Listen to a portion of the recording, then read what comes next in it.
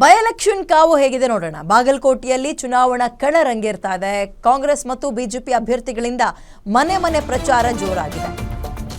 ಕಾಂಗ್ರೆಸ್ ಅಭ್ಯರ್ಥಿ ಉಮೇಶ್ ಮೇಟಿಯಿಂದ ಗ್ರಾಮೀಣ ಭಾಗದಲ್ಲಿ ಅಬ್ಬರದ ಪ್ರಚಾರ ಆಗ್ತಾ ಇದ್ದು, ಉಮೇಶ್ ಮೇಟಿಗೆ ಸ್ಥಳೀಯ ನಾಯಕರುಗಳು ಕೂಡ ಸಾಥ್ ಕೊಟ್ಟಿದ್ದಾರೆ. ಕಾಂಗ್ರೆಸ್ನ ಅಭ್ಯರ್ಥಿ ಉಮೇಶ್ ಮೇಟಿ ಲೋಕಲ್ ಲೀಡರ್ಸ್ಗಳೆಲ್ಲರೂ ಕೂಡ ಸಪೋರ್ಟ್ ಮಾಡೋದರ ಮುಖಾಂತರ ಭರ್ಜರಿ ಪ್ರಚಾರದಲ್ಲಿ ತೊಡಗಿದ್ದಾರೆ.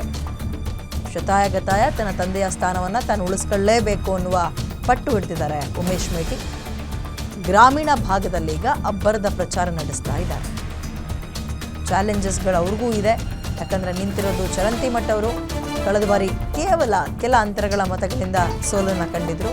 ಟಫ್ ಕಾಂಪಿಟೇಷನ್ ಇದೆ, ಹೇಗೆ ನಿಭಾಯಿಸ್ತಾರೆ ಅದು ನೋಡಬೇಕು.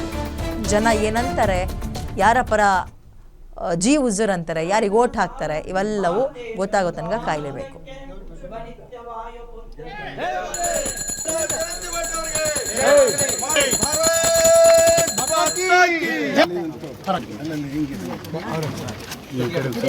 ಸರ್ ಈ ಕಡೆ ಸ್ವಲ್ಪ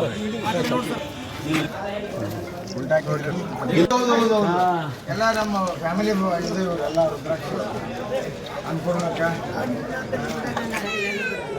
ನಮಸ್ಕಾರ.